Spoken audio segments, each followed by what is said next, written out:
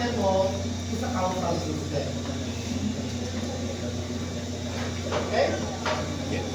Naintindihan ba, class? Okay.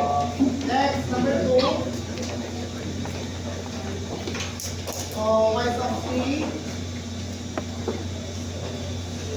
equal to x b plus 2, diba? So, again, ang ating present value ay time is equal to 0. So, y sub 0, that is x sub 2. Okay? So, this one is future to, diba? Oh. Okay? Mauna ang 0 bago mag-2. So, kahit na anong value yung i-substitute ko yan, so let's say t is equal to 1, so y is equal to 1, x sub 3. Diba? Future pa rin ito. Okay? So, therefore, this one is antay.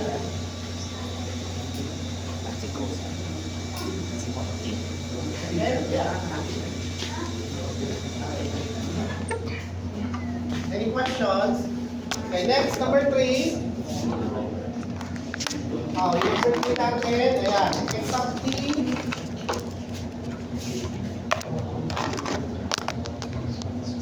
Y sub t pala yun.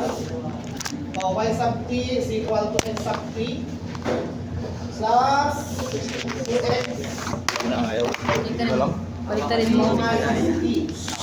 Okay, so let's try to define the value Kasama mo tingnan mo is na equal to 0, diba? Hindi ko naisip So, yun. y sub 0, so x sub 0 plus 2x, 3 minus 0 is 3, diba? Yes. So, we have the present.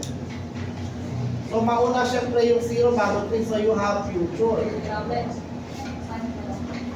Diba? So, tingnan nyo yung maigi, no? We have the present and we have the future. So, according to the definition, ang causal dapat present sa past. So, hindi naman siya present sa past, present sa future siya. So, hindi siya causal. Yung non-causal naman, future lang dapat, walang ibang kasama. Kaya saan siya babagsak sa dito? Diba? So, you have past, meron siyang past, no? Pero wala siyang past, pero may present siya sa may future. So, dito babagsak. I-verify natin. Okay? So, let's say time is equal to 3. So, y sub 3, that is equal to x sub 3, plus, you have 2x, 3 minus 3 is 0. Okay? So meron kang present, meron kang past. Okay? So let's say time is equal to negative 3. So y, negative 3, that is x, negative 3, plus 2x, 3 minus 3 minus negative 3 is 3 plus 3 is 6. So, meron kang present, then meron kang future. Diba? Kasi mamuna yung negative 3. So, from this one, makikita mo na yan ay non-causal. Meron siyang past at meron siyang future value. Okay? So, dito pa lang, non-causal na. Kasi wala siya sa category na to di ba? Hindi siya dito sa dalawa, so dito siya. Okay? Ito is strictly follow dito causal. Kasi cause. Yung anti-causal, wala siyang cause pero may value siya sa future. Okay? Number 4, okay, y sub t, x 2t. Okay? Let's try t is equal to 0. Y sub 0 is equal to x sub 0. Okay? Present, diba? Tignan natin. Then, let's say t is equal to 1. y sub 1, that is x sub 2. So may present siya, then meron siyang future. Tignan nyo maigi ha. Okay, next. So let's say t is equal to negative 1. So y sub 1, negative 1, x, negative 2. Okay, so tignan nyo maigi. Dito muna tayo. So ito yung present ko. Past. Mauna yung negative 2, di ba? Tama? Ito naman, ito yung present, you have the future. Ito naman, present din. Okay? O, so pwede siya sa present, future, at saka sa past. Okay? O, yan natin. Pag causal, present at saka past, eh may future. So, hindi siya pwede dito, di ba? Itong anti-causal, hindi siya puro, katulad dito, puro future, hindi siya pwede dito. So therefore, you have non-causal.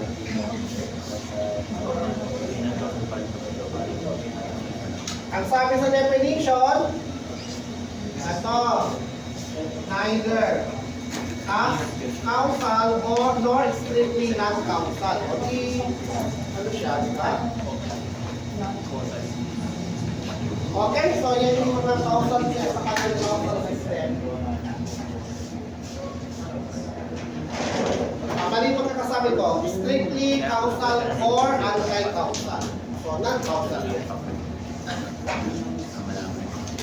Any questions? So, tapos na tayo sa linear, saka non-linear, tapos we have causal and non-causal.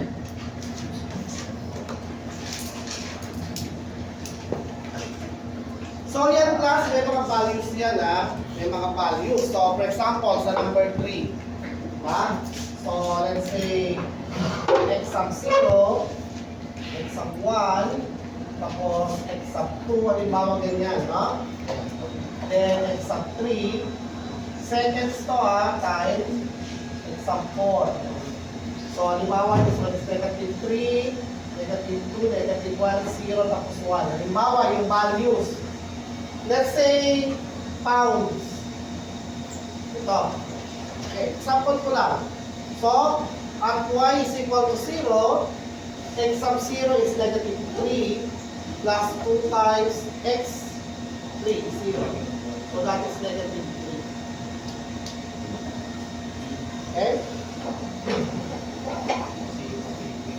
Example ko lang to, pero yung mga yan, may mga values. Diba? Kasi parang sinabi mo na, ano yung value niya ng x2, x3, diba? Ito yan. Let's say y is 3. After 3 seconds. So you have 0 plus 2 times negative 3. We have negative 6. Diba? Ito yung value ng output mo after 3 seconds.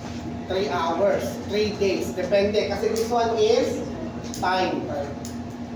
Okay? So, let's say y is negative 3. So, ibig sabihin yan, umatras ka. Diba?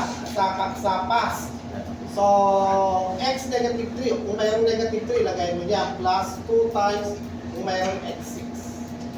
So, you have the value. Okay?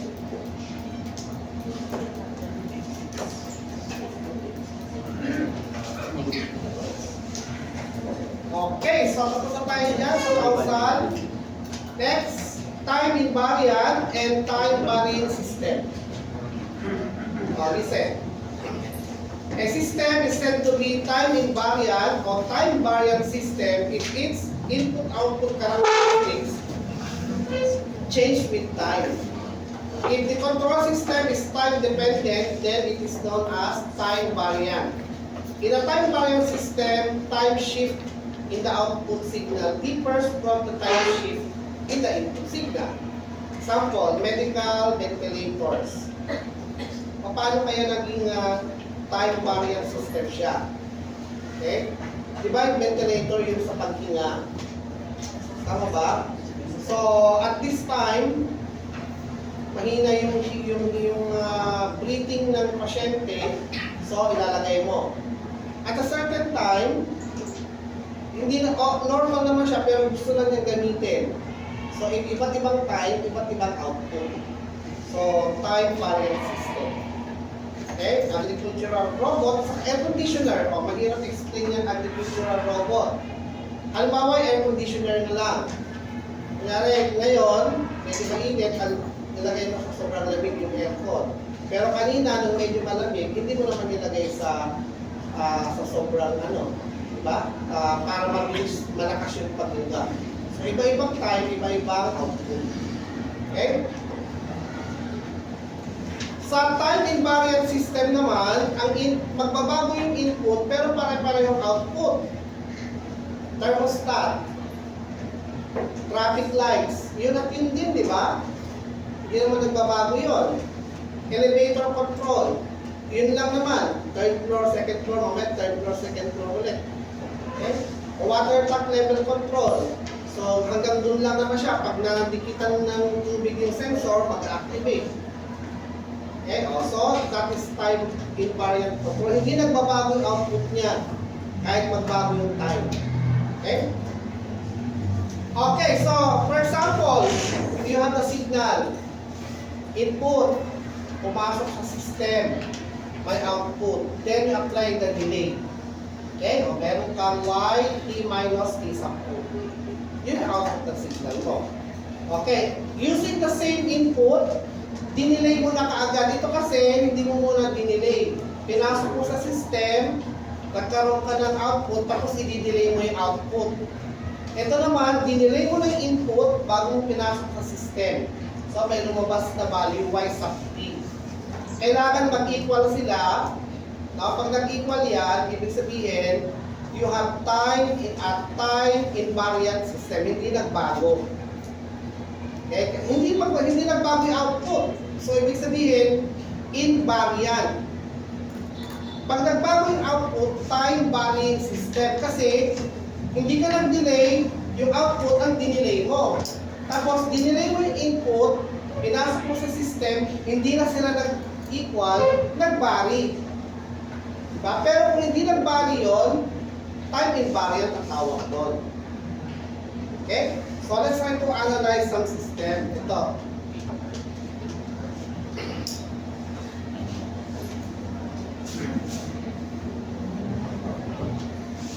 Sabihin nyo lang class kung hindi nyo naintindihan naintindihan ba?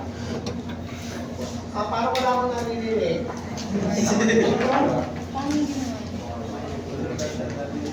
Ulitin natin.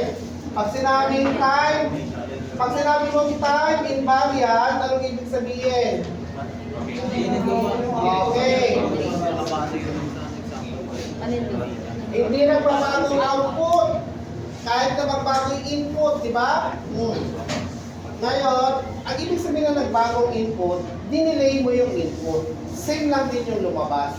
So, kaya, hindi nagbago yung output. Pero kapag dinelay mo yung input, tapos iba na yung output, that is varying. No? Time varying system. Okay. Tignan natin ito. Number 1. Okay, y sub t. Okay, so that is t. X sub t. Okay? So, yung x sub t,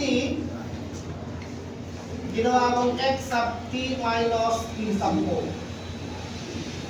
Okay? Yun yung time. So, okay. Pwede natin ito. Yung time, tignan nyo class, yung time, ginawa mo instead of time, t minus t sub o.